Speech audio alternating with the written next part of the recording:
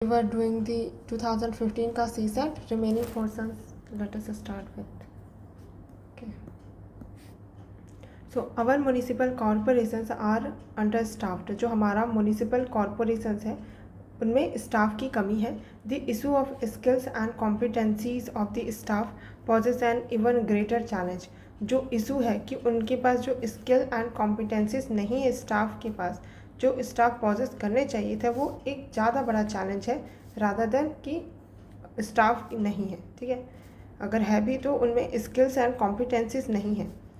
Urban service delivery and infrastructure are complex to plan. जो urban है वहाँ पर सर्विस जो डिलीवर किया जाता है वो इंफ्रास्ट्रक्चर क्या है, कॉम्प्लेक्स है प्लान करना एंड एग्जीक्यूट करना. They require a high degree of specialisation and professionalism. इनमें रिक्वायरमेंट होती है हाई डिग्री ऑफ स्पेशलाइजेशन की and professionalism. The current framework within which municipal employees including senior management are recruited does not adequately factor in the technical and managerial competencies required. Okay, जो current framework है जिसके अंदर municipal employees काम कर रहे हैं, including जो senior management recruit किया जाता है, वो एडिक्वेटली फैक्टर नहीं करता उनका टेक्निकल एंड मैनेजेरियल कॉम्पिटेंसीज जो कि रिक्वायर्ड है. ओके, तो करंट फ्रेमवर्क में क्या इशू रेज किया कि म्यूनिसिपल एम्प्लॉयज़ में इवन जो सीनियर मैनेजमेंट है वो उनमें भी जो रिक्रूटमेंट हो रहा है वो एडिक्वेटली फैक्टर नहीं कर रहे हैं इस बात को कि टेक्निकल एंड मैनेजेरियल कॉम्पिटेंसीज चाहिए. कार्डर and recruitment rules only specify the bare minimum in the academic qualification. कि कौन सा कार्डर मिलेगा, रिक्रूटमेंट रूल है ये तो सिर्फ पहली बस ये बताता है ना कि मिनिमम एकेडमिक स्पेसिफाई करता है बेयर मिनिमम एकेडमिक क्वालिफिकेशन क्या होना चाहिए. There is no mention of the managerial और द टेक्निकल कॉम्पिटेंसीज. यहाँ पर कोई मेंशन नहीं है मैनेजेरियल और टेक्निकल कॉम्पिटेंसीज और of relevant work experience. There is no mention of managerial और टेक्निकल कॉम्पिटेंसीज का कुछ मेंशन किया ही नहीं गया था. और क्या रेलेवेंट वर्क एक्सपीरियंस होना चाहिए, तो ये होना चाहिए था, है ना, जब रिक्रूट करते हैं तो कि मैनेजेरियल एंड टेक्निकल कॉम्पिटेंसीज तो बताओ. इसीलिए तो जो स्टाफ है उनमें स्किल्स की कमी देखने को मिल रही है. This is the case with the most municipal corporation. और ये सिर्फ एक म्यूनिसिपल कॉर्पोरेशन नहीं, मोस्ट म्यूनिसिपल कॉर्पोरेशन में यही हो रहा है. They also suffer from weak organisation design and structure. और वो सफ़र करते हैं from weak organisation design and structure से. Which among the following is the most logical and rational assumption है. कौन सा लॉजिकल एंड रैशनल अजम्पशन है that can be made from the above passage? First, the task of providing urban services is a complex issue which requires the organizational expansion of municipal bodies all over the country. क्या ये बोल रहा था passage कि हमारा जो task है provide करने का अर्बन सर्विसेज का वो कॉम्प्लेक्स इशू है और जिसके लिए हमको रिक्वायरमेंट होगी ऑर्गेनाइजेशनल एक्सपांसन की. ऑर्गेनाइजेशन को एक्सपांड करने की ज़रूरत है और वो भी म्यूनिसिपल बॉडीज़ को ऑल ओवर द कंट्री. उससे क्या हो जाएगा, स्टाफ की तो कमी तो फिर भी हो जाएगी और उसमें जो क्वालिटी है स्टाफ में, स्किल्स एंड कॉम्पिटेंसीज वो लैक कर रहे हैं तो क्या फ़ायदा ऑल ओवर कंट्री में करके भी एक्सपांड अगर कर ही दिए तो भी. And then B option is saying that our cities can provide better qualities of life if our local government bodies have adequate staff with required skills and competencies. तो ये तो सही बोल रहा है, पैसेज भी तो ये बोल रहा है कि हमारी सिटीज़ है वो प्रोवाइड कर सकती है क्वालिटी लाइफ टू इफ़ अगर यदि ये होता है कि जो लोकल गवर्नमेंट बॉडीज़ है उनके पास एडिक्वेट स्टाफ हो और उनमें स्किल्स जो भी रिक्वायर्ड एंड कॉम्पिटेंसीज हो, तो ये तो सही होना चाहिए, रैशनल असम्पशन है ये. देन देखते हैं बाकी ऑप्शन क्या बोल रहा है. Lack of skilled staff is due to the absence of the institutions which offer the requisite skills in the city management. Lack of institution है मतलब एब्सेंस ऑफ इंस्टीट्यूशन. ऐसा पैसेज में तो नहीं बोला था कि इंस्टीट्यूशन नहीं है जो स्किल्स दे सके, है ना, तो ये तो नहीं होना चाहिए. D our country is not taking advantage of the demographic dividend to manage the problem associated with the rapid urbanisation. हमारी कंट्री है वो एडवांटेज नहीं ले रही है जो डेमोग्राफिक डिविडेंड है कंट्री का कि हम मैनेज कर पाए problem associated with the rapid urbanisation. Passage is not all about the urbanisation and demographic dividend. तो अपना answer B will be the correct answer. ठीक है, next passage. Flamingos in large flocks in the wild are social and extremely loyal. जो flamingo होता है ये kind of migratory bird है. ये लार्ज फ्लॉक्स में in the wild are social and extremely loyal. ये सोशल है और एक्सट्रीमली लॉयल होते हैं. They perform group mating dance, ये ग्रुप मेटिंग डांस परफॉर्म करते हैं। तो फ्लामिंगो को याद रखना कि ग्रुप मेटिंग डांस करते हैं। Parents are very fond of their chicks, और जो पेरेंट्स हैं वो बहुत फॉन्ड होते हैं अपने चिक्स से। Gathering them into creches for protection while both males and females fly off to search for food. तो मेल एंड फीमेल दोनों ही सर्च के लिए मतलब कि सर्च के लिए जाते हैं। और क्या बोला, जो पेरेंट्स हैं वो वेरी फॉन्ड है अपने चिक्स के लिए, जो उनके बच्चे होते हैं उसको, और गैदरिंग दैम इनटू क्रचेस में रखते हैं, ठीक है, प्रोटेक्शन के लिए। Which among the following is most logical corollary to the passage. अब वो पैसेज का मोस्ट लॉजिकल कॉरोलरी क्या हो सकता है? पहला, mass nesting in all species of birds is essential to ensure complete survival of their offspring. हमको सिर्फ फ्लामिंगो के बारे में बोला, we can't comment about all species of bird ना, ये तो सिर्फ एक ही बर्ड फ्लामिंगो के बारे में बता रहा है, वन स्पीसीज ऑफ बर्ड के बारे में बता रहा है, तो we can't generalise on all the birds, है ना। Then B, only birds have the capacity to develop social behaviour and thus can do mass nesting to raise their chicks in safety. सिर्फ बर्ड्स ही हैं जिनके पास ये capacity है। अब ये तो नहीं बोल सकते, और यहाँ पर ऐसा भी नहीं बोला कि फ्लेमिंगो के पास बस कैपेसिटी है, पूरे सारे बर्ड्स के पास ही बस कैपेसिटी, ऐसा बोल रहा है कि वो सोशल बिहेवियर। अब हमको ये बात तो पता है कि सोशल बिहेवियर सिर्फ बर्ड्स नहीं शो करते हैं, एलिफेंट्स भी शो करते हैं, एंड्स भी शो करते हैं, है ना, तो ये तो नहीं होना चाहिए। Then C, social behaviour in some species of birds increase the odds of the survival in an unsafe world. तो this could be the possibility कि जो सोशल बिहेवियर जो दिखा रहे हैं कुछ स्पीसीज ऑफ बर्ड्स, वो इंक्रीज कर देता है जो ऑड्स ऑफ सर्वाइवल है अनसेफ वर्ल्ड में। देन डी क्या बोल रहा है, all species of birds set up crutches for their chicks to teach them social behaviour and loyalty. सारे स्पीसीज बर्ड्स के यही करता है, ये नहीं बोल सकता, तो C will be the correct answer.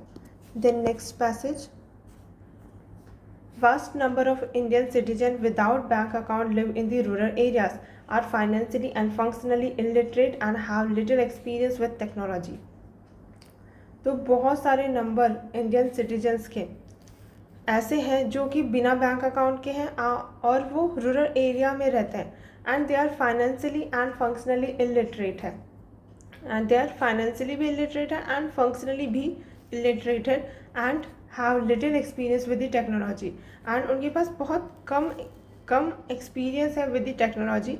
A research study was conducted in particular area in which electronic wages payment in Mahatma Gandhi national rural employment guarantee scheme are meant to go directly to the poor.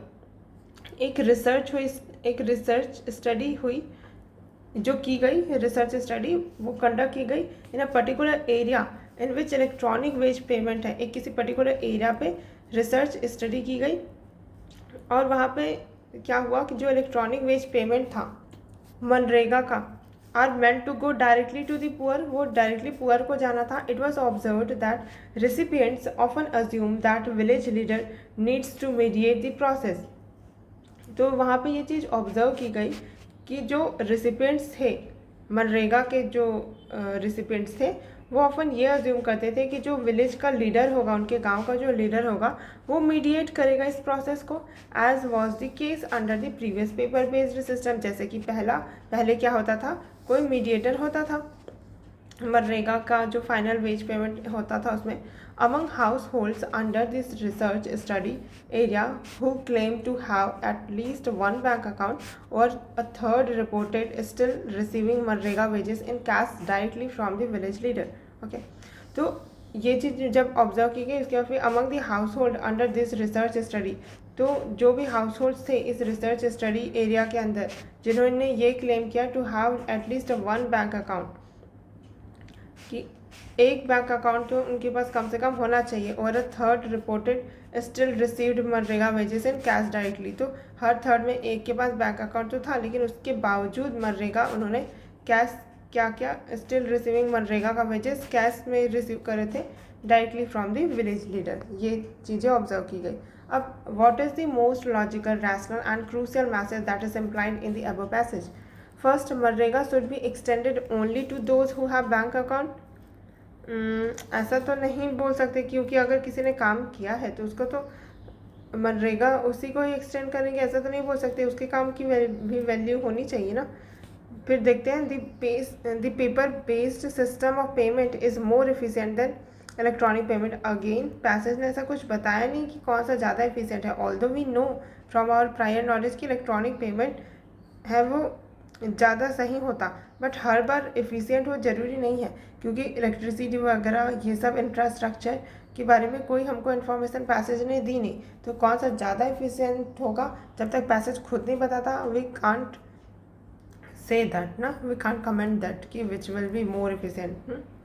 Then C, the goal of electronic wage payment was not to eliminate mediation by village leaders, not to eliminate बल्कि इसी को eliminate करने के लिए ही तो लाया गया था ना. Then it is essential to provide financial literacy to the rural poor, तो जो rural poor है उनको financial literacy करवाना essential है. तो यही तो बता रहा था ना पैसेज भी कि उनके पास बैंक अकाउंट है, उसके बावजूद वो कैश डायरेक्टली, मतलब कि जो वेजेस है वो डायरेक्टली कैश में ले रहे हैं, यूज़ नहीं कर रहे हैं, और बीच में मीडिएटर है ऐसा कुछ सोच रहे हैं, तो उनको फाइनेंशियली लिटरेट करने की ज़रूरत है रूरल पुअर को. तो D will be the correct answer. Next passage, individuals, groups and lenders who promote human development operate under the strong institutional, structural and political constraints that affect the polity options. जो individual है, groups and leaders है, जो promote करते हैं human development को, वो operate करते हैं under strong institutional, structural and political constraint के अंदर, जो कि पॉलिसी ऑप्शंस को अफेक्ट करते हैं. But experience suggest broad principles for shaping an appropriate agenda for human development. Okay, so जो एक्सपीरियंस है वो ये चीज़ सजेस्ट करती है दैट जो ब्रॉड प्रिंसिपल्स है जो शेप करते हैं एक अप्रोप्रिएट एजेंडा को ह्यूमन डेवलपमेंट के लिए. यहाँ पर कि one important finding from several decades of human development experience is that focusing exclusively on economic growth is problematic.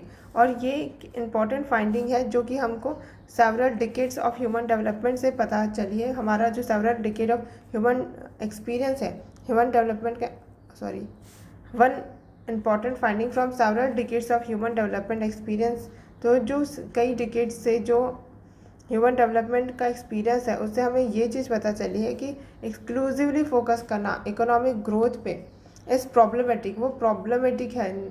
ठीक है.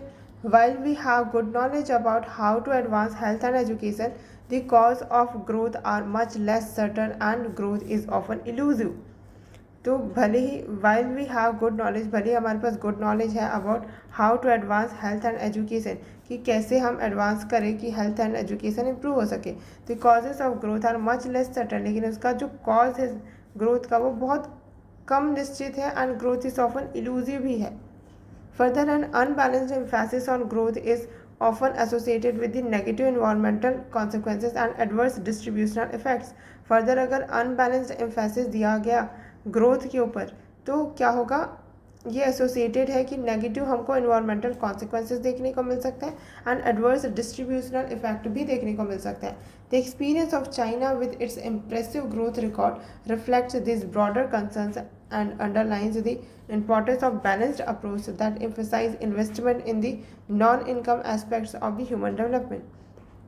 जो चाइना का एक्सपीरियंस है जहाँ पर क्या हुआ है, इम्प्रेसिव ग्रोथ रिकॉर्ड देखने को मिला है, वो इस चीज़ को रिफ्लेक्ट करता है कि ब्रॉडर कंसर्न्स हैं दीज, ये जो ब्रॉडर कंसर्न्स हैं अंडरलाइन कर रहे हैं the importance of balanced approach का इम्पोर्टेंस दिखा रहे हैं कि क्यों बैलेंस्ड अप्रोच होना चाहिए. और ये एम्फेसाइज करते हैं investment in the non income aspects of the human development के जो नॉन इनकम वाले एस्पेक्ट्स हैं उन पे. ठीक है. With reference to the above passage, consider the following statement. First, in developing countries, a strong institutional framework is the only requirement for the human development and policy options. जो developing countries है वहाँ पर strong institutional framework ही strong ही होना चाहिए. Institutional framework ही only requirement है बोल रहा है human development and policy option के लिए. Obviously this is not going to be correct. Then second option is saying that human development and economic growth are not always positively interrelated. जो human development है and economic growth है वो हमेशा positively interrelated हो, ये हमेशा human development and economic growth are not always positively interrelated. ये बात तो सही है, ऐसा हो सकता है इकोनॉमी में कि इकोनॉमिक ग्रोथ तो हो रही है लेकिन ह्यूमन डेवलपमेंट नहीं हो रहा है. ठीक है, क्योंकि ह्यूमन डेवलपमेंट क्वालिटेटिव मेजर है and economic development quantitative measure है ना. तो ज़रूरी नहीं है कि ह्यूमन डेवलपमेंट भी हो रही हो, तो सेकेंड तो सही है। Then third, focusing only on the human development should be the goal of the economic growth. Economic growth का ओनली गोल यही होना चाहिए कि ह्यूमन डेवलपमेंट हो? नहीं, ऐसा भी नहीं हो सकता। बैलेंस्ड बोल रहा है ना, वैसे भी बैलेंस्ड अप्रोच की बात करा पैसेज में, तो how can this will be correct, right? तो second only will be the correct answer. Then next passage with reference, sorry इसी पैसेज में एक क्वेश्चन और है। With reference to the above passage the following assumptions have been made. First, higher economic growth is essential to ensure reduction in economic disparity. Higher economic growth है वो essential है, तब जाके हम रिड्यूस कर पाएंगे इकोनॉमी में जो डिस्पैरिटी है उसको। अदरवाइज हम अगर इकोनॉमिक ग्रो अगर थोड़ा थोड़ा करी होगी तो नहीं कर पाएंगे बोल रहा है ऐसे, तो ये तो नहीं हो सकता है सही। Then second, environmental degradation is sometimes a consequence of the economic growth. जो इन्वायरमेंट है वो डिग्रेड हो रहा है, वो कभी कभी ऐसा होता है कि वो किसका कॉन्सिक्वेंसेस है? इकोनॉमिक ग्रोथ का। हाँ, तो यही तो है, यही तो इसी है, इसलिए तो हम लोग बैलेंस अप्रोच चाह रहे हैं। तो second only will be the correct assumption. Then next passage, climate change is already making many people hungry all over the world. जो क्लाइमेट चेंज है वो ऑलरेडी बहुत सारे लोगों को क्या कर रहा है? मैनी पीपल को हंग्री कर रहा है, ऑल ओवर दी, भूखे रख रहा है all over the world. But disrupting crop yields and pushing up prices, जब डिसरप्ट हो जा रहा है क्रॉप की इल्ड और प्राइसेस और ज़्यादा पुश हो रहा है, मतलब इन्फ्लेशन हो रहा है इस कारण। फिर and it is not just food but nutrients that are becoming scarcer as the climate changes. But सिर्फ फूड ही नहीं, बल्कि उनके जो न्यूट्रिएंट्स हैं वो भी कम होते जा रहे हैं एज क्लाइमेट चेंज, जैसे जैसे क्लाइमेट चेंज होता जा रहा है। It is poorest communities that will suffer the worst effects of climate change. और वो जो पुअरेस्ट कम्युनिटीज़ है वो सबसे ज़्यादा सफ़र करेंगी और वर्स्ट इफेक्ट क्लाइमेट चेंज का देखेंगी, है ना? Including increased hunger and malnutrition as the crop production and livelihood are threatened. तो जो पुअरेस्ट कम्युनिटीज़ है उनको सबसे ज़्यादा वर्स्ट इफेक्ट्स देखना पड़ेगा। They will suffer the worst effects of the climate change, क्योंकि एक तो हंगर इंक्रीज़ हो जाएगी, माल न्यूट्रिशन भी इंक्रीज़ हो जाएगा as the crop production, and जो लाइवलीहुड है उनकी वो भी थ्रेटन हो जाएगी। On the other hand, poverty is the driver of the climate change. Poverty ही तो ड्राइवर भी है क्लाइमेट चेंज का। As desperate communities resort to unsustainable use of the resource to meet the current needs, क्योंकि if you are poor you can not afford to do to use the fuels that are very expensive but environmentally green, right? जैसे कि solar panels हो गए, ये सब लगा पाना that is not very affordable for the middle class people as well as for the poor people, right? तो अगर आप इनको अफोर्ड नहीं कर पाओगे तो you will resort to unsustainable source of fuel, मतलब एनर्जी सेक्टर। तो जो भी तुम यूज़ करोगे लाइक कोल, ये सब जो वुड्स है वो यूज़ करोगे, that is environmentally polluting, right? But क्योंकि तुम्हारे पास कोई ऑप्शन है नहीं अदर, तो you have to resort to that option only, ठीक है? Then which among the following is the most logical corollary to the above passage? कौन सा सबसे लॉजिकल कॉरोलरी है इस पैसेज का? First, government should allocate more funds to the poverty alleviation programme and increase food subsidies to the poor communities. तो ये तो नहीं होगा कि पॉवर्टी एलिविएशन प्रोग्राम है वो कर दो, इंक्रीज़ कर दो, फूड सब्सिडी दे दो, ये ज़्यादा इशू है। तो अब चलो अगर कोई अदर ऑप्शन नहीं मिला तो ये कर भी सकते हैं, ठीक है? अगर एकदम से कुछ ही नहीं हो रहा है, पुअर को हम हेल्प कर ही नहीं पा रहे हैं, तो ये हो सकता है, लेकिन अभी तक तो ये नहीं लग रहा मुझे। देन बी देखते हैं, poverty and climate impacts reinforce each other. Poverty and climate है वो क्लाइमेट इम्पैक्ट है, एक दूसरे को रेनफोर्स कर रहे हैं, therefore we have to reimagine our food system. This could be the possibility, क्योंकि पैसेज यही बोल रहा था कि पावर्टी है वो भी ड्राइव कर रहा है क्लाइमेट चेंज को, और क्लाइमेट चेंज के कारण पावर्टी हो रही है, तो एक दूसरे को ये रेनफोर्स तो कर रहे हैं एक तरीके से। तो देयरफॉर हमको क्या करने की ज़रूरत है? रीइमेजिन करने की ज़रूरत है हमारा फूड सिस्टम को। देन सी बोल रहा है कि all the countries of the world must unite in fighting poverty and malnutrition and treat poverty as a global problem. नहीं भाई, ऐसा करने की ज़रूरत नहीं है कि वर्ल्ड सब यूनाइट हो जाए, इतना ऐसे एक्सट्रीम स्टेप्स या फिर एकदम हाइपर बोले वाला स्टेप्स नहीं सही होता। Then D, we must stop unsustainable agriculture practices immediately and control food prices. Immediately is not the solution, तो अभी तक तो बी ऑप्शन ही सही लग रहा है, तो यही अपना करेक्ट आंसर है। Then next, the global financial stability report finds that the share of portfolio investment from the advanced economies in the total debt and equity investment in emerging economies has doubled in the past decade to 12%। जो global financial stability report है उसकी finding क्या है कि जो share है portfolio investment का from advanced economies, जो शेयर है पोर्टफोलियो इन्वेस्टमेंट का एडवांस्ड इकोनॉमीज से इन द टोटल डेप्ट and equity investment in emerging economies has doubled in the past decade to 12% तक का हो गया। तो जो शेयर है पोर्टफोलियो इन्वेस्टमेंट में एडवांस इकोनॉमीज से जो आता है इन द टोटल डेप्ट एंड इक्विटी इन्वेस्टमेंट में, कहाँ के, इमर्जिंग इकोनॉमीज़। तो इमर्जिंग इकोनॉमीज से उनके में जो इन्वेस्टमेंट आता है एडवांस इकोनॉमीज से वो डबल हो गया है बोल रहा है। The phenomena has implications for Indian policymakers as foreign portfolio investment in the debt and equity market have been on the rise। तो इस फिनोमिना का इम्प्लीकेशन हमको इंडियन पॉलिसी मेकर्स में भी दिखता है एज फॉरेन पोर्टफोलियो इन्वेस्टमेंट जो FPI है इन द डेप्ट and equity market have been on the rise. तो FPI डेप्ट एंड इक्विटी में बढ़ता जा रहा है। The phenomena is also flagged as a threat that could compromise global financial stability. But इसको हम एक फ्लैग कर सकते हैं थ्रेट की तरह भी, जहाँ पर that could compromise global financial stability in chain reaction.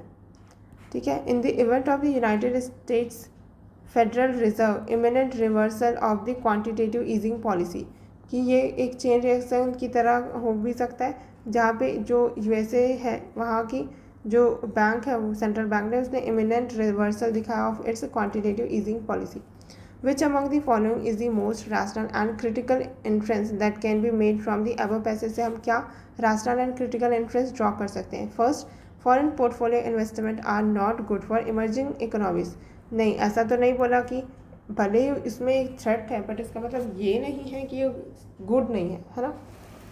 Then B, advanced economies undermine the global financial stability. जो एडवांस्ड इकोनॉमीज है वो अंडरमाइन कर देती है बोल रहा है ग्लोबल फाइनेंशियल स्टेबिलिटी को। देखते हैं, इसको होल्ड पे रखते हैं।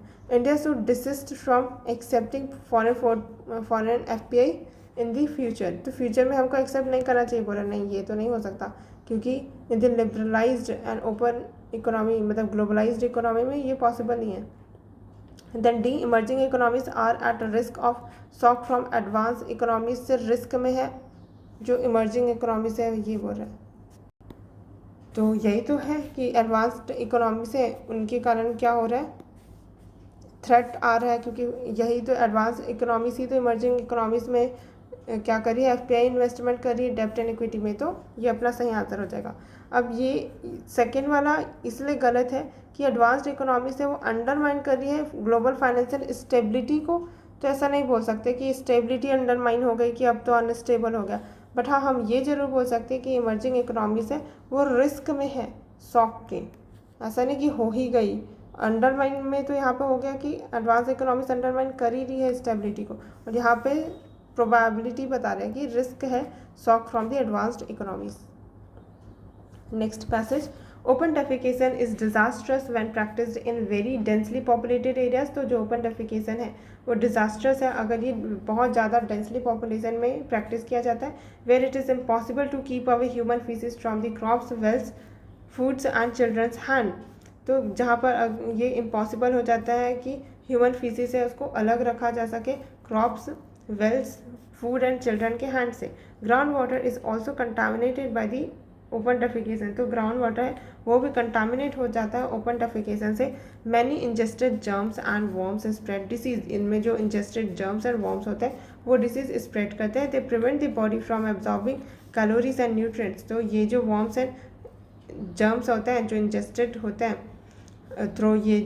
थ्रो ग्राउंड वाटर ये सब के थ्रू, तो ये प्रिवेंट कर देते हैं बॉडी को एब्जॉर्ब करने से calorie and nutrients. Nearly 1/2 of the Indian childrens remain malnourished. तो जो nearly half of the Indian childrens है वो मालनरिस्ड रह जाते हैं। Lakhs of them die from preventable conditions, और लैक्स ऑफ तो इनमें उनकी डेथ हो जाती है जो चीज़ें प्रिवेंट की जा सकती थी उन कंडीशन के बावजूद। Diarrhoea leaves Indians bodies smaller and average than those people in some poorer countries where people eat fewer calories. तो डायरिया है वो इंडियन बॉडीज़ है उसको और छोटा कर देती है on average than those people जो कि पुअरर कंट्रीज में होते हैं where people eat fewer calories. Underweight mothers produce stunted babies, अगर मदर है वो अंडरवेट है तो वो प्रोड्यूस करेगी क्या, स्टंटेड बेबीज़। तो स्टंटेड बेबीज़ मतलब कि उनका एज के रिस्पेक्ट में हाइट कम है, ठीक है। Prone to sickness who may fail to develop their full cognitive potential, तो अगर अंडरवेट मदर है तो स्टंटेड बेबीज़ होंगे एंड जिसके कारण बहुत ज़्यादा प्रोन है कि वो प्रोन टू सिकनेस हो जाएंगे एंड वो फेल हो जाएंगे डेवलप करने में देयर फुल कॉग्निटिव पोटेंशियल। तो उनका फुल कॉग्निटिव पोटेंशियल डेवलप कर पाना मुश्किल हो जाएगा। The germs released into environmental harm rich and poor alike even those who use latrines, तो जो जर्म्स रिलीज होते हैं इन्वायरमेंट में वो हार्म कर सकते हैं। आप जर्म्स को थोड़ी पता है कि वो रिच पुअर किसको अफेक्ट कर रहे हैं, है ना। तो रिच एंड पुअर दोनों ही क्या हो सकते हैं, सिमिलरली हार्म होंगे अगर जर्म्स ये इन्वायरमेंटली रिलीज होता है। Even those who use latrine से, तो चाहे अगर ऐसा होगा कि कुछ लोग लेट्रिन यूज़ कर रहे हैं कुछ लोग ओपन डेफिकेशन, तो जो लेट्रिन यूज़ कर रहे हैं वो भी अफेक्ट होंगे इस चीज़ से, ठीक है। 43rd मतलब क्वेश्चन क्या बोल रहा है, which among the following is the most critical interest that can be made from the above passage, क्या most critical interest we can draw from the passage. The central and the state government in India do not have enough resources to afford a latrine for each household. Central and state government है India की, उनके पास enough resources नहीं है बोल रहा है। Passage में central state government की बात ही नहीं हुई, ना तो उनके रिसोर्सेज की बात हुई, ना ही फंडिंग कम है ये नहीं बोला गया, तो this can not be the answer. Then second option, open defecation is most important public health problem of India. Open defecation most important public health problem है इंडिया का, पब्लिक हेल्थ प्रॉब्लम है करके तो नहीं बोला, but still we can hold it for until we got the right option, right।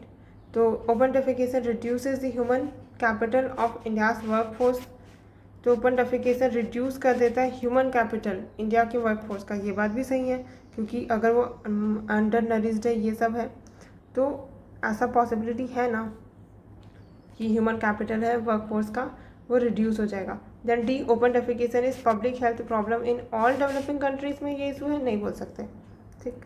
अब इन दोनों में से किसी एक को चूज़ करना है, अब देखते हैं। पब्लिक हेल्थ प्रॉब्लम है ये तो नहीं लग रहा था, तो सी ही होना चाहिए एंड सी ही होगा क्योंकि पब्लिक हेल्थ इशू है करके बोला ही नहीं हमको वो।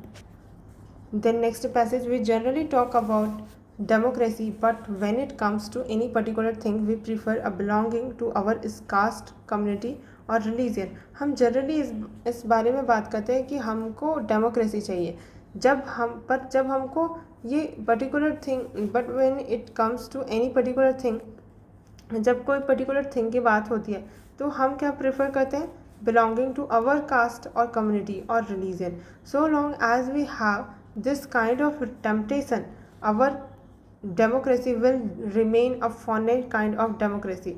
और जब तक ये टेम्पटेशन रहेगी हमारी कि हम अपने रिलीजन, अपने कास्ट, अपने कम्युनिटी वालों को वोट देंगे, तो ये जो डेमोक्रेसी है will remain a fortunate kind of democracy ही बन के रह जाएगी। We must be in a position to respect a man as a man and to extend opportunities for development. हमको रिस्पेक्ट करनी चाहिए position, in a position to respect a man as a man, man को man की तरह ही treat करना चाहिए and to मतलब respect करना चाहिए और एक्सटेंड करना चाहिए जो भी अपॉर्चुनिटीज़ है डेवलपमेंट का, to those who deserve them and not to those who happen to belong to our community और रेस। तो हमको अपॉर्चुनिटीज़ है डेवलपमेंट के लिए ये उनको देनी चाहिए जो डिज़र्व करता है, ना कि उनको जो happens to belong to our community और race. This fact of favouritism has been responsible for much discontent and ill will in our society. और यही फैक्ट ऑफ फेवरेटिज्म है, ये रिस्पॉन्सिबल है for much discontent and ill will in our country. Then question क्या बोल रहा है, which one of the following statement best sums up the above passage.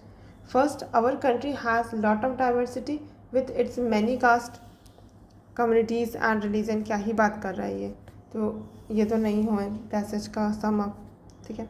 B, true democracy could be established by providing equal opportunities to all. True democracy है वो establish की जा सकती है जब हम सबको इक्वल अपॉर्चुनिटीज़ दें, यही तो बोल रहा था पैसेज भी। Then so for none of us have actually understood the meaning of democracy. किसी को समझ नहीं आया क्या डेमोक्रेसी का मतलब। Then it will never be possible for us to establish truly democratic governance. नहीं भाई, ये भी नहीं है, B will be the correct answer. Next passage, the existence or establishment of the formal financial institutions that offer safe, reliable and alternative financial instruments is fundamental in mobilizing savings. जो existence and establishment है formal financial institutions का, जो offer करते हैं क्या, safe, reliable and alternative financial instrument. क्योंकि ये जो फाइनेंशियल इंस्टीट्यूशंस हैं वो आर्बिट्रेरी चार्ज नहीं करेंगे जो भी इंटरेस्ट रेट है वगैरह, तो सेफ होता है, रिलायबल होता है एंड ऑल्टरनेटिव फाइनेंशियल इंस्ट्रूमेंट है, is fundamental in mobilising savings. To save individuals need access to safe and reliable financial institutions. तो अगर सेव करना है इंडिविजुअल को, मनी सेव करना है इंडिविजुअल को, तो उसको एक्सेस चाहिए होगा, आवश्यकता होगी उसको एक्सेस की to safe and reliable financial institutions, कि वो safe and reliable financial institutions का उसके पास एक्सेस हो, such as banks, and to appropriate financial instrument भी हो एंड रीजनेबल फाइनेंशियल इंसेंटिव भी हो। Such access is not always available to all people in developing countries like India and more so in the rural areas. But इस तरीके का ये जो financial facility है वो सारे लोग डेवलपिंग कंट्रीज़ के और स्पेशली इंडिया में सबके पास अवेलेबल नहीं है, और ख़ास करके किसको, रूरल एरियाज़ में। Saving help poor house hold manage savings help poor house hold manage volatility in cash flow. तो अगर सेविंग्स होगी रूरल पुअर मतलब कि पुअर हाउस होल्ड्स के पास, तो वोलेटिलिटी है कैश फ्लो का, वो मैनेज कर सकते हैं, स्मूदर हो जाएगा उनका consumption and build working capital. Poor households without access to formal saving mechanism encourage immediate spending temptation। तो अगर पुअर हाउस होल्ड्स हैं उनके पास अगर एक्सेस नहीं हुआ फॉर्मल सेविंग मैकेनिज्म का, तो ये चीज़ उनको इनकरेज करेगी इमीडिएट स्पेंडिंग टेम्पटेशन की, तुरंत ही पैसा है उसको खर्चा कर दो, ना कि वो सेव करने के बारे में नहीं सोचेंगे। तो इसलिए फाइनेंशियल एक्सेस बहुत ज़रूरी है उनके लिए। With reference to the above passage, consider the following statement. Indian financial institutions do not offer any financial instrument to rural household to mobilize their saving। ऐसा तो नहीं है कि कुछ भी ऑफर नहीं करते कि वो मोबिलाइज कर पाए अपनी saving. Financial Indian financial institutions ऐसा बोल रहा है। Then second, poor household tend to spend their earnings savings due to lack of access to appropriate financial instruments। तो यही तो बता रहा था पैसेज की, पुअर हाउस होल्ड से उनकी टेंडेंसी होती है स्पेंड करने की अपनी जो भी अर्निंग सेविंग्स हुई, क्योंकि उनके पास एक्सेस नहीं है अप्रोप्रिएट फाइनेंशियल इंस्ट्रूमेंट का। तो second only will be the correct. Then what is the crucial message conveyed by the passage. Establish more bank नहीं, पुअर एरियाज़ को सर्व करना है तो पुअर रूरल एरियाज ये सब अनसर्व्ड है ना, तो वहाँ पे करना होगा। इंक्रीज जीडीपी ग्रोथ रहती है, क्या ही फालतू बात है। Increase the interest rate of the bank deposit का इंटरेस्ट रेट करना बढ़ाना नहीं। प्रमोट फाइनेंशियल इंक्लूजन, की पुअर है उनको भी फाइनेंशियल सेक्टर में इंक्लूड करो, ये ठीक है। नेक्स्ट पैसेज, गवर्नमेंट में have to take steps which would otherwise be an infringement on the fundamental rights of the individual. तो गवर्नमेंट है उनको क्या करना होगा, may have to take steps, government को स्टेप्स लेने होंगे, विच वुड अदरवाइज क्या होगा, इन्फ्रिंज कर देगा on the fundamental rights of individual. Government है उनको स्टेप्स लेने होंगे, नहीं तो इन्फ्रिंजमेंट होगा फंडामेंटल राइट इंडिविजुअल का, such as the acquiring a persons land against his will और refusing permission for putting up a building, but the larger public interest for which these are done must be authorised by the people parliament. Okay, तो क्या बोल रहा है यहाँ तक कि government है उनको स्टेप्स लेने होंगे, नहीं तो जो फंडामेंटल राइट है इंडिविजुअल का वो इन्फ्रिंज होगा, जैसे कि एक्वायर करना पर्सन का लैंड अगेंस्ट उसके विल के अगेंस्ट जाके उसका पर्सन है उसका लैंड एक्वायर करना, और रिफ्यूज़ करना permission for putting up a building, but the larging public permission for putting up building, लेकिन लार्जर पब्लिक इंटरेस्ट के लिए for which these are done must be authorised by the people और parliament. अगर larger public interest के लिए अगर ये किया जा रहा है तो पीपल या पार्लियामेंट का ऑथराइजेशन होना चाहिए।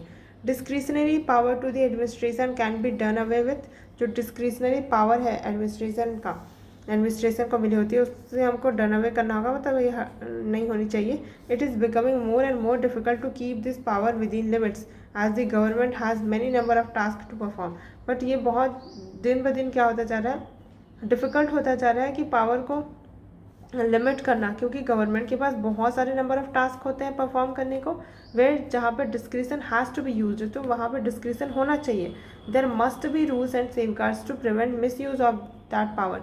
बट ऐसा नहीं है कि आपने डिस्क्रिशन दे दिया तो कुछ नहीं, सेफगार्ड्स होने चाहिए प्रिवेंट करने के लिए misuse of that power. Systems have to be devised which minimise if not prevent. जो सिस्टम है उनको डिवाइस करने की ज़रूरत है, अगर हम मिनिमाइज नहीं भी कर पा रहे हैं तो भी, इफ़ नॉट प्रिवेंट, अगर हम प्रिवेंट नहीं कर पा रहे तो। The abuse of discretionary power government work must be conducted within a framework of recognised rules and principles and decisions should be similar predictable. Okay, तो जो अगर हम प्रिवेंट नहीं कर पा रहे हैं अब्यूज़ ऑफ डिस्क्रिशनरी पावर, तो गवर्नमेंट है उसको क्या करनी चाहिए, कंडक्ट करनी चाहिए फ्रेमवर्क के अंदर of the recognised rules and principles, and decision है वो सिमिलर एंड प्रिडिक्टेबल होनी चाहिए। तो क्या बोलना चाह रहा है passage, which among the following is the most logical assumption that can be made from the above passage. First, government should always be given wide discretionary, always बोल रहा है wide discretionary power in all matter of administration. नहीं, passage तो खुद ही discretion के खिलाफ है, लेकिन सेफगार्ड वगैरह के साथ किया जाए तो सही है, क्योंकि गवर्नमेंट को लॉट ऑफ वर्क करने होते हैं इसलिए। देन सेकेंड ऑप्शन क्या बोल रहा है, the supremacy of the rules and safeguard should prevail as oppose to the influence of exclusive discretion of authority.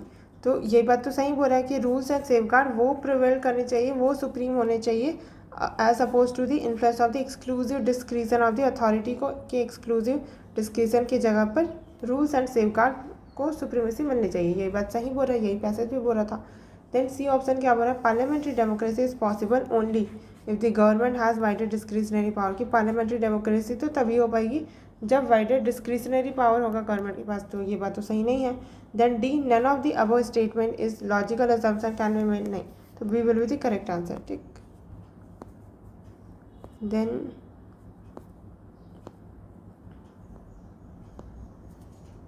so passage is saying that India has suffered from persistent high inflation. India suffer किया persistent high inflation से, increase in administered prices, demand and supply imbalances, imported inflation aggravated by rupee depreciation and speculation have combined to keep high inflation going.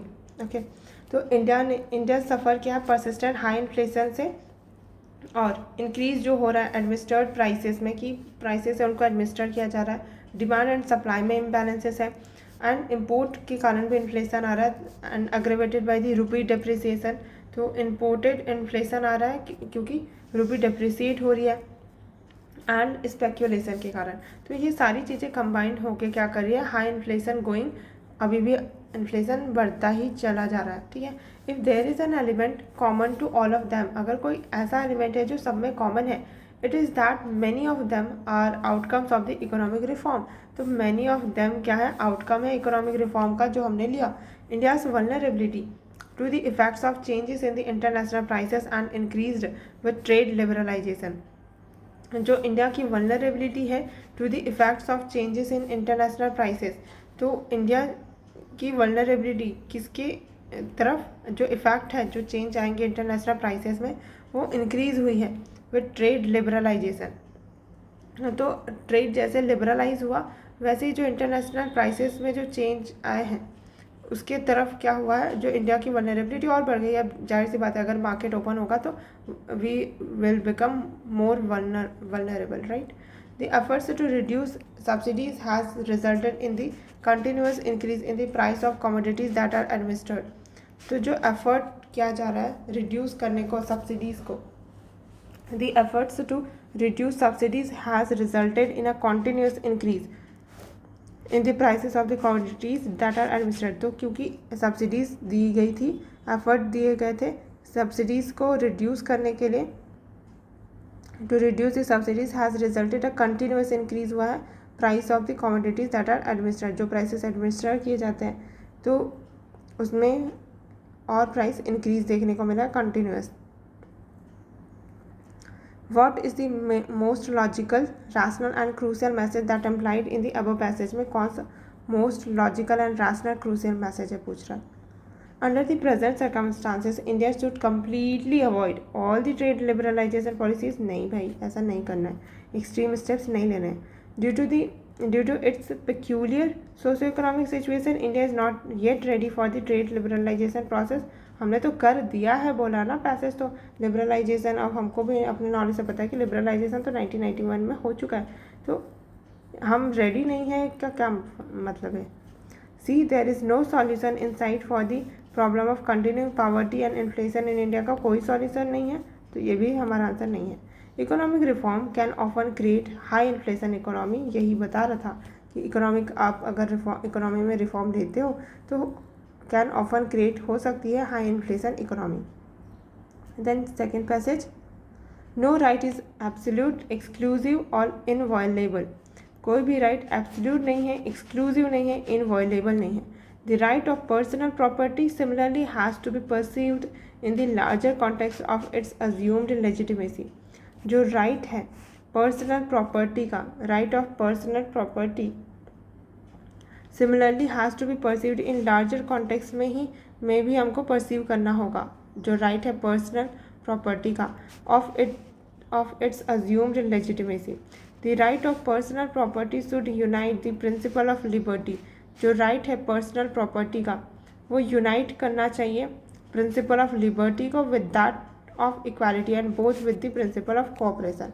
क्या बोल रहा है passage में कि कोई भी right absolute, exclusive and inviolable नहीं होती, तो राइट को हम क्या कर सकते हैं, वॉयलेट कर सकते हैं, क्योंकि इनवॉयलेबल है ऐसा तो नहीं है, और एक्सक्लूसिव भी नहीं होता कि ये राइट हो गया, कोई एक्सेप्शन नहीं, ऐसा भी नहीं होगा। तो राइट ऑफ पर्सनल प्रॉपर्टी है कि आप अपने जो पर्सनल प्रॉपर्टी रख सकते हो, सिमिलरली उसमें भी has to perceived in larger context में हमको देखना होगा, और ऑफ इट्स अज्यूम्ड लेजिटिमेसी कि ये क्या ये लार्जर कॉन्टेक्स्ट में लेजिटिमेट है। Right of personal property should unite the principle of liberty. तो दूसरे की जो लिबर्टी है उसके साथ हमको जो पर्सनल प्रॉपर्टी है उसको यूनाइट करना होगा with that of the equality, और उसके बाद इक्वालिटी से भी, और इन दोनों को with the principle of cooperation, ये बता रहा है। तो in the light of the argument in the above passage which one of the following statement most convincing explanation है। The right of personal property is a natural right duly supported by the statutes and scriptures. नहीं, ऐसा कुछ नहीं बोला कि statutes and scriptures support करते हैं इसको और ये नेचुरल राइट है, तो नहीं। Then B, personal property is a theft and an instrument of exploitation का एक इंस्ट्रूमेंट है बोल रहा है। Then right of personal property is there for violative है इकोनॉमिक जस्टिस का, नहीं ये नहीं है answer. Then C, the right of personal property is violative of destructive justice. जो राइट है पर्सनल प्रॉपर्टी वो वायलेट करता है डिस्ट्रीब्यूटिव जस्टिस को and negates the principle of cooperation, तो that could be the possibility. ये वाला क्यों गलत था, क्योंकि ये बोल रहा था कि पर्सनल प्रॉपर्टी है वो एक थेफ्ट है, और जो इंस्ट्रूमेंट ऑफ एक्सप्लॉयटेशन है ये, तो पर्सनल प्रॉपर्टी से इंसान एक्सप्लॉयट करेगा, नहीं भाई, इसलिए गलत है ये। Then D, comprehensive idea of economic justice ये चीज़ डिमांड करती है that right of each person to acquisition of property has to be reconciled with that of others. ये तो बता रहा था कि अदर राइट के साथ रिकॉन्साइल करने की जरूरत है, और ये वाला क्यों गलत है कि right of personal property violate करता है डिस्ट्रीब्यूटिव जस्टिस को, बट अगर मैं अपना प्रॉपर्टी होल्ड कर रही हूँ तो दूसरे का कैसे डिस्ट्रीब्यूटिव जस्टिस वॉयलेट हो गया, है ना। तो ये निगेट करता है प्रिंसिपल ऑफ कोऑपरेशन, और प्रिंसिपल ऑफ कोऑपरेशन है प्रिंसिपल ऑफ इक्वालिटी को निगेट करता ना, करना होता तो D will be the correct answer. Then next passage, कितना पैसेज बचा है, 4, हाँ 3 और 4 बस, ठीक है। The conflict between man and state is as old as state history. जो कॉन्फ्लिक्ट है मैन एंड स्टेट के बीच में वो उतना ही पुराना है जितना स्टेट की हिस्ट्री है। Although attempts have been made for centuries to bring about a proper adjustment between the competing claims of the state and the individual। तो जो कॉन्फ्लिक्ट है मैन और स्टेट के बीच में वो उतना ही पुराना है जितना स्टेट की हिस्ट्री है। भले ही हम ये अटैम्प्ट करते हैं, अटैम्प्ट किए गए हैं कई सेंचुरीज से कि हम क्या कर सके, to bring about a proper adjustment लेके आ सके बिटवीन कॉम्पिटिंग जो क्लेम है स्टेट एंड इंडिविजुअल का। This solution seems to still far off, लेकिन सॉल्यूशन अभी भी बहुत दूर लगता है। This is primarily because of the dynamic nature of the human society. ये इसलिए भी ऐसा है क्योंकि ह्यूमन सोसाइटी बहुत ज़्यादा डायनेमिक है। Where old values and ideas constantly yield place to new ones, जहाँ पर जो ओल्ड वैल्यूज़ एंड आइडियाज़ है वो अभी भी प्लेस किया जाता है और constantly yield place to new ones. It is obvious that if individuals are allowed to have absolute freedom of speech and action, the result would be chaos, ruin and anarchy. और ये obvious है कि अगर कोई individual है are allowed to have absolute freedom, अगर किसी individual को allow किया गया absolute freedom of speech and action, तो उसका result क्या हो जाएगा, chaotic, ruin and anarchy हो जाएगी। The author's viewpoint can be best sum up, कैसे बेस्ट सम अप कर सकते हैं। First, the conflict between claim of state and individual remains unresolve. तो बोल सकते हैं ये कि अभी तक तो सॉल्व नहीं हुआ है क्योंकि बैलेंस नहीं मिल पा रहा ना। देखते हैं बाकी ऑप्शन देखते हैं। Anarchy and chaos are the obvious results of the democratic tradition. Democracy के बारे में तो कुछ बात ही नहीं हुई भाई पैसेज में। Old values ideas and tradition persist despite the dynamic nature of human society. Dynamic nature of human society के बावजूद ये है, ऐसा नहीं है भाई। Old values ideas tradition persist कर रहे हैं डिस्पाइट ह्यूमन सोसाइटी है वो मॉडर्न हो रही है, उसके बावजूद ऐसा होना चाहिए ना। Then D, constitutional guarantee of freedom of speech is not in the interest of society के इंटरेस्ट में ही नहीं है, तो A will be the correct answer. कि जो कॉन्फ्लिक्ट है स्टेट एंड इंडिविजुअल का के बीच का वो अनरिजॉल्व ही रह गया क्योंकि परफेक्ट बैलेंस नहीं मिल पा रहा है ना, हमको कॉम्पीटिंग क्लेम है दोनों का, इससे। Then last passage, climate change is complex policy issue. पहले ही बता दिया हमको क्लाइमेट चेंज क्लाइमेक्स बोलती हूँ, कॉम्प्लेक्स पॉलिसी इशू है with major implications in terms of finance. और इसका मेजर इम्प्लीकेशन किसके फॉर्म में, इन टर्म्स ऑफ फाइनेंस के फॉर्म में, कि क्लाइमेट चेंज के लिए हम फाइनेंस है वो मेन इशू है। All actions to address climate change ultimately involves cost. कुछ भी अगर हम एक्शन लेते हैं एड्रेस करने के लिए क्लाइमेट चेंज को, वो अल्टीमेटली इसमें इन्वॉल्वमेंट होती है कॉस्ट की। Funding is vital for the countries like India to design and implement adaptation and mitigation plans and projects. जो फंडिंग है is vital for the countries like India to design, जो funding है वो vital है, funding vital है उन countries के लिए जहाँ पे countries like India to design and implement adaptation and mitigation plan and project. तो जहाँ पर हमको क्या करना होता है उन कंट्रीज़ के लिए इंपॉर्टेंट है फंडिंग, जहाँ पे इम्प्लीमेंट करना होता है adaptation and mitigation plan and projects को। ठीक है, फंडिंग इंपॉर्टेंट है इंडिया जैसी कंट्रीज़ के लिए जहाँ पे design implement adaptation mitigation plan project करना होगा। Lack of funding is large impediment to the implementing adaptation plans. जो फंडिंग की कमी है ये सबसे बड़ा क्या है, बाधा हो जाता है इम्प्लीमेंट करने में अडॉप्टेशन प्लान को। The scale and magnitude of the financial support required by the developing countries to enhance their domestic mitigation and adaptation actions are a matter of interest debate in the multinational negotiation. तो क्या बोल रहा है, जो scale and magnitude है financial support जो चाहिए developing countries को ताकि वो इन्हांस कर सके अपना domestic mitigation and adaptation action, वो मैटर ऑफ इंटेंस डिबेट है मल्टीनेशनल नेगोशिएशन में। Under the United Nations, under the UNFCCC के अंदर ये बहुत बड़ा क्या है, इंटेंस डिबेट का मैटर है। The convention squarely puts the responsibility of the provision of financial support on the developed countries. क्योंकि ये जो कन्वेंशन है वो स्क्वेयरली क्या करती है, पुट करती है जो रिस्पॉन्सिबिलिटी है फाइनेंशियल सपोर्ट करने की, कि कौन सपोर्ट प्रोवाइड करेगा डेवलपिंग कंट्रीज़ को, किसके ऊपर डालती है, डेवलप्ड कंट्रीज़ के ऊपर। Taking into account their contribution to the green house gas का स्टॉक, क्योंकि उन्होंने कंट्रीब्यूट क्यों डेवलप्ड कंट्रीज़ के ऊपर डाल रही है, क्योंकि इस कन्वेंशन ने अकाउंट में लिया है कि किसने कंट्रीब्यूट किया है सबसे ज़्यादा ग्रीन हाउस गैसेज में, तो that is the developed countries, तो वही उनको ही सपोर्ट करना चाहिए in the atmosphere given the magnitude of the task and the funds required. और कितना magnitude of task, given the magnitude of the task and जो फंड रिक्वायर्ड है डोमेस्टिक फाइनेंसेस में, are likely to fall short of the current and projected. Needs of the developing countries.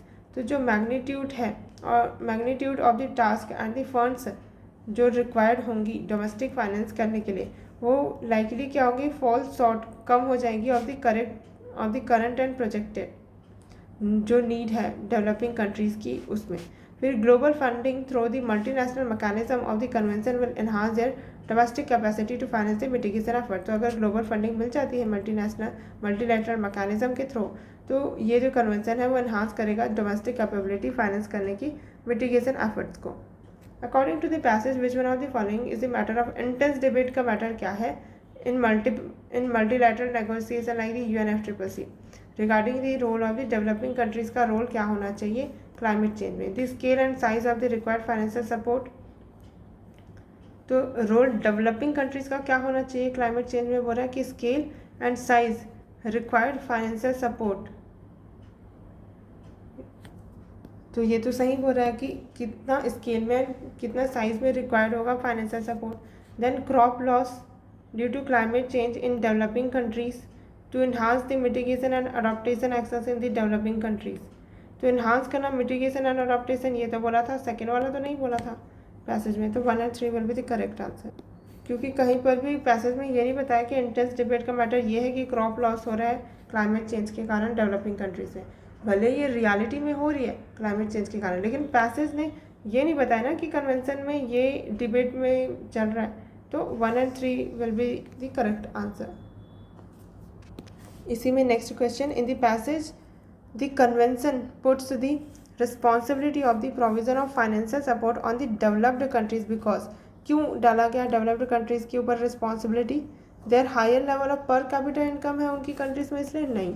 There large quantum of GDP है, इसलिए नहीं, क्योंकि उन्होंने सबसे ज़्यादा कंट्रीब्यूट किया stock of GHG in the atmosphere, yes. Third only will be the correct answer. With regards to developing countries है जो कंट्रीज डेवलप हो रही है अभी, it can be inferred from the passage that climate change is likely to have implication on their likely क्या है कि उनके क्या implication होगा इस मतलब climate change का डेवलपिंग कंट्रीज़ के ऊपर। उनके डोमेस्टिक फाइनेंस पे इम्पैक्ट होगा, कैपेसिटी फॉर मल्टीलैटरल ट्रेड के ऊपर इफेक्ट होगा। तो फर्स्ट उनके डोमेस्टिक फाइनेंस के ऊपर तो इफेक्ट होगा ही, बट उनकी जो कैपेसिटी है मल्टीलैटरल ट्रेड करने की वो इस पर डिपेंड नहीं करती क्लाइमेट चेंज के ऊपर, है ना। तो कैपेसिटी टू मल्टीलैटरल ट्रेड नहीं होगा answer, 1 only will be the correct, है ना। अब यहाँ पे मल्टीलैटरल ट्रेड बोला, एक्सपोर्ट बोलता तो बात अलग होती कि चलो क्लाइमेट चेंज से अफेक्ट तो होगा ही बोलते, बट मल्टीलैटरल ट्रेड की इस कंट्री से उस कंट्री से और मतलब कि नेशंस है, आइलैंड्स है, इन सब से ट्रेड कर रहा है, उनकी कैपेसिटी बोल रहा है, तो ये तो नहीं हो सकता सही, first only correct. Which one of the following essentially discussed in the passage में क्या इसेंशियली डिस्कस किया गया? Conflict between developed and developing countries regarding support for mitigation. हाँ यही तो था कि मिटिगेशन के लिए सपोर्ट नहीं कर रही थी डेवलप्ड कंट्रीज, तो उनको रिस्पॉन्सिबल ठहराया जा रहा था। Then occurrence of climate change due to the excessive exploitation of the natural resources by the developed countries, excessive exploitation कर रही है, ये तो पैसेज में नहीं बताया हमको। भले क्लाइमेट चेंज इसके कारण हो रहा होगा, लेकिन पैसेज ने नहीं बोला कि जो एक्सेसिव एक्सप्लॉयटेशन हो रहा है नेचुरल रिसोर्सेज का डेवलपिंग कंट्रीज़ के द्वारा, इसलिए क्लाइमेट चेंज वगैरह हो रहा है करके, तो ये तो नहीं हो सकता answer. Lack of political will on the part of the countries to implement adaptation plan, ये भी नहीं बताया कि पॉलिटिकल विल की lacking is the main issue, है ना। भले ये इशू हो सकता है, लेकिन पैसेज ने नहीं बताया कि पॉलिटिकल विल की कमी है। Governance problems of developing countries as a result of climate change, governance का प्रॉब्लम है डेवलपिंग कंट्रीज में क्लाइमेट चेंज के कारण, ये तो क्या ही फालतू स्टेटमेंट है। A option will be the correct. So with this we have completed 2015 का RC portion. Next we will do 2014 C set.